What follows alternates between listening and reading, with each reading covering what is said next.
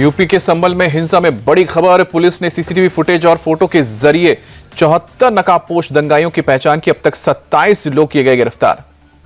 संभल police दंगाइयों को पकड़ने के लिए एक्शन प्लान तैयार करने में जुटी। अब तक 7 एफआईआर दर्ज हुए हैं। सांसद जियाउर रहमान बर्क के विधायक के बेटे सहित 22 लोग नामजद हैं। इंडिया टीवी के पास संभल हिंसा का एक्सक्लूसिव सीसीटीवी फुटेज है।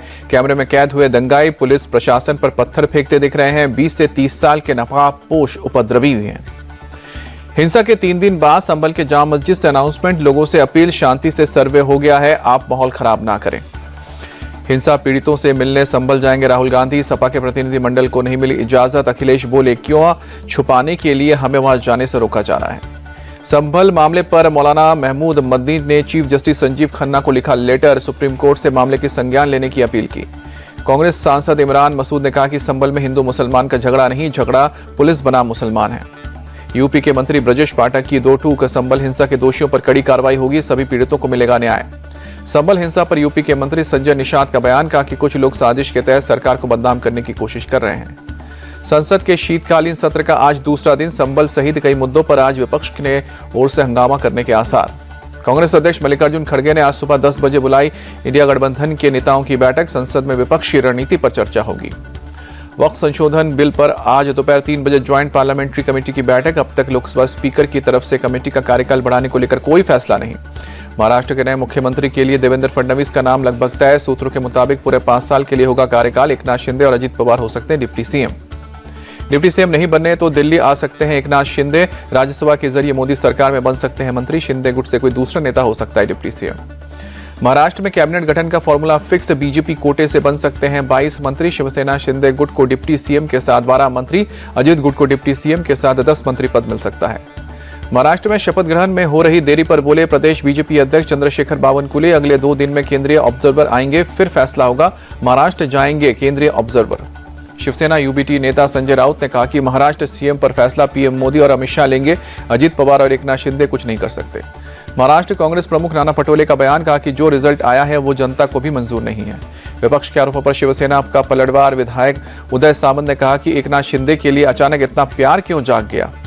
शरद गुट के नेता जितेंद्र आव्हाड का अटैक। कहा कि बीजेपी ईवीएम का इस्तेमाल लोगों को बेवकूफ बनाने के लिए करती है। महाराष्ट्र बीजेपी अध्यक्ष चंद्रशेखर बावनकुले ने विपक्ष पर निशाना साधा। कहा कि विपक्ष अभी तक सदमे में है, जब हारते हैं तो खुद ही स्थिति का आकलन नहीं करते हैं, बोलते हैं ईवीएम खराब है। चंद्रशेखर बावनकुले बोले, महाराष्ट्र की जनता ने महाविकास आघाड़ी को नकार दिया है। हमने हर बूथ पर काम किया। राज्य की जनता अब सच्चाई के साथ महायुति के साथ। शपथ ग्रहण से पहले दिल्ली दौरे पर हेमंत सोरेन। पत्नी कल्पना सोरेन के साथ पीएम मोदी से की मुलाकात। 28 नवंबर को चौथी बार लेंगे झारखंड के सीएम पद की शपथ। हेमंत सोरेन ने गृह मंत्री अमित शाह से भी मुलाकात की। आपके राष्ट्रीय संयोजक अरविंद केजरीवाल से भी मिले। अरविंद केजरीवाल ने की हेमंत सोरेन की तारीफ। कहा कि उन्होंने जिस तरह से चुनाव लड़ा वो सबके लिए प्रेरणादायक। 28 नवंबर को रांची जाएंगे सपा अध्यक्ष अखिलेश यादव। हेमंत सोरेन के शपथ ग्रहण समारोह में हिस्सा लेंगे।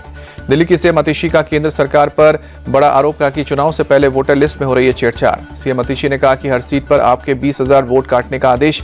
केंद्र सरकार अफसरों पर दबाव बना रही है।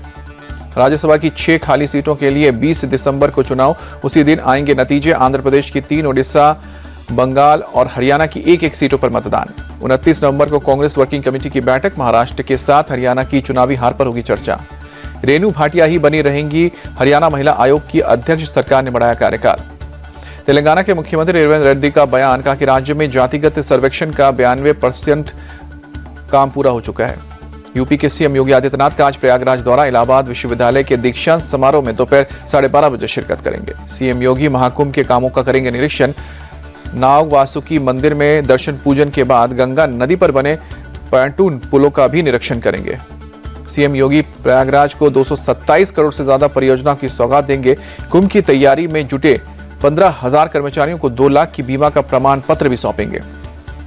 यूपी के डिप्टी सीएम केशव प्रसाद मौर्य ने प्रयागराज में महाकुंभ मेले की तैयारी का जायजा लिया। कहा कि भव्य और व्यवस्थित तरीके से चल रही है तैयारी। बागेश्वर धाम के पीठाधीश्वर धीरेन्द्र शास्त्री की सनातन हिंदू एकता पदयात्रा आखिरी दौर में पहुंची। आज गुगिसी से निवाड़ी तक 17 किलोमीटर की दूरी तय करेंगे। राहुल गांधी की ब्रिटिश सिटीजनशिप का मामला। हाईकोर्ट ने गृह मंत्रालय को 3 सप्ताह में जवाब दाखिल करने को कहा। लंदन में मध्य प्रदेश में निवेश के अवसर पर interactive session. CM Mohan Yadav ने कहा कि राज्य के शासन संभावनाओं और नीतियों में पारदर्शिता है। मुख्यमंत्री मोहन यादव ने खुलकर की पीएम मोदी की तारीफ। बोले, राज्यों को केंद्र सरकार का पूरा सहयोग है। प्रधानमंत्री मोदी के शब्द सिर्फ शब्द नहीं बल्कि माउंट एवरेस्ट की तरह दृढ़ गारंटी है। लंदन में एमपी सीएम मोहन यादव का प्रवासी भारतीयों ने गर्मजोशी के साथ स्वागत किया। फ्रेंड्स ऑफ मध्य प्रदेश कार्यक्रम में शामिल हुए मुख्यमंत्री मोहन यादव ने फरवरी 2025 में भोपाल में आयोजित हो रहे ग्लोबल इन्वेस्टर समिट का दिया आमंत्रण। बोले, विकास के मामले में मध्य प्रदेश ने सभी दरवाजे खोले। दिल्ली में आरएसएस चीफ मोहन भागवत का बयान, कहा कि जब भी कोई संकट आता है दुनिया भारत की तरफ देखती है। भारत के पास विश्व की प्राण शक्ति बनने की ताकत है। संविधान दिवस पर पीएम मोदी ने कहा कि संविधान सिर्फ कानून की किताब नहीं, हमारे वर्तमान भविष्य का मार्गदर्शक। इशारों में पीएम मोदी ने राहुल को भी दिया जवाब। कहा कि संविधान ने जो काम मुझे सौंपा मैंने उसे सीमा में रहकर निभाया, किसी के अधिकार क्षेत्र में अतिक्रमण नहीं किया। राहुल गांधी ने पीएम मोदी पर साधा था निशाना। कहा था, दावा करता हूं संविधान दिवस का जश्न मनाने वालों ने संविधान नहीं पढ़ा होगा। अगर पढ़ा होता तो वो काम नहीं करते जो वो रोजाना करते हैं। भाषण के दौरान अचानक माइक बंद होने पर भड़के राहुल गांधी। कहा कि जितना चाहो माइक बंद कर लो, जो बोलना है वो बोलूंगा, मैं बैठूंगा नहीं, खड़ा रहूंगा। गृह मंत्री अमित शाह का राहुल गांधी पर अटैक। कहा कि संविधान सिर्फ मंचों पर दिखाने की एक पुस्तक नहीं है। कानून मंत्री मेघवाल ने कहा कि भारत का संविधान एकता और अखंडता का मूल आधार है। ये सबसे बड़े लोकतंत्र का जीवंत दस्तावेज है। मल्लिकार्जुन खड़गे का बीजेपी पर पलटवार। कहा कि एकता को बांटने वाले लोग हैं, ये धर्म के नाम पर वोट मांगते हैं और हम संविधान के नाम पर। मल्लिकार्जुन खड़गे ने संविधान पर चर्चा की मांग की। कहा कि संविधान पर चर्चा जरूरी ताकि लोग इसके महत्व को जानें। कांग्रेस ने संविधान रक्षक अभियान की शुरुआत की। दिल्ली के तालकटोरा स्टेडियम में संविधान रक्षक ऐप भी लॉन्च किया गया। कांग्रेस नेता दिग्विजय सिंह ने कहा कि संविधान का पालन कहां हो रहा है, राजनीतिक फायदे के लिए सांप्रदायिक कठोरता बढ़ाई जा रही है। बांग्लादेशी अदालत में चिन्मय दास की बेल रिजेक्ट होने पर भड़के कोलकाता इस्कॉन के वाइस प्रेसिडेंट। कहा कि वो कोई आतंकवादी नहीं है, बांग्लादेश में अल्पसंख्यकों की आवाज दबाने की कोशिश हो रही है। चिन्मय की गिरफ्तारी को बीएचपी ने भी बताया गलत। कहा कि देशद्रोह का आरोप लगाना गलत, वो कोई आतंकवादी नहीं है। आध्यात्मिक गुरु श्री श्री रविशंकर ने कहा कि बांग्लादेश में अल्पसंख्यक हिंदुओं को निशाना बनाए जाने की घटनाएं चिंताजनक हैं। बीजेपी ने चिन्मय कृष्णदास को ढाका में हिरासत में ले जाने पर जताई चिंता। कहा कि बांग्लादेश में हिंदू लोगों को दबाने की कोशिश हो रही है। कोलकाता में विधानसभा के सामने बीजेपी ने किया प्रोटेस्ट। चिन्मय दास की गिरफ्तारी को बताया गलत। कोलकाता के बेहाला में बीजेपी कार्यकर्ताओं का विरोध प्रदर्शन। चिन्मय दास की गिरफ्तारी को लेकर सड़कों पर उतरे। अगरतला में हिंदू संगठनों का प्रदर्शन। बांग्लादेश में गिरफ्तार इस्कॉन के चिन्मय दास की गिरफ्तारी के विरोध में कैंडल मार्च निकाला गया। बाबा बागेश्वर की हिंदुओं से अपील, एक हो जाओ और सनातन के सेनापति को रिहा करवाओ, वरना कोई हिंदुत्व के लिए आवाज नहीं उठाएगा। यूपी के माफिया मुख्तार अंसारी की फरार चल रही पत्नी अफशा अंसारी के खिलाफ लखनऊ पुलिस का एक्शन। पुलिस ने अफशा अंसारी का 1 करोड़ का फ्लैट कुर्क किया। चंडीगढ़ में 2 नाइट क्लब के पास बम ब्लास्ट। अज्ञात बाइक सवार बदमाशों ने फेंके बम। मामले की जांच में जुटी फॉरेंसिक की टीम। गैंगस्टर गोल्डी बरार ने ली है चंडीगढ़ ब्लास्ट की जिम्मेदारी। सोशल मीडिया पर पोस्ट करके कहा, हमने धमाका किया। पोस्ट को वेरीफाई करने में जुटी पुलिस। दिल्ली में द्वारका के पुलिस के पास लुटेरों के गैंग का भंडाफोड़। सीसीटीवी की मदद से आरोपियों को पकड़ने में कामयाबी मिली। लुटेरों ने द्वारका में एक दुकानदार को रोककर की थी 50,000 रुपए की लूट। घूमने जाने के लिए पैसे की जरूरत होने पर बनाई थी लूट की योजना। असम के धुबरी में बाजार में फायरिंग। 2 लोगों को गोली लगी, अस्पताल में भर्ती किया गया। राजस्थान के चित्तौड़गढ़ में 2 पक्षों में जमीन को लेकर मारपीट। दोनों पक्षों की तरफ से कई लोग घायल। पुलिस मामले की जांच में जुटी। असम के कोकराझार में स्पेशल कोर्ट ने एक शख्स को 20 साल की सुनाई सजा। पॉक्सो एक्ट के तहत पाया गया दोषी। यूपी के मैनपुरी में कमीशन एजेंट की संदिग्ध परिस्थिति में मिली डेड बॉडी। पुलिस मौके पर पहुंचकर जांच में जुटी। शख्स के शरीर पर गोली के निशान।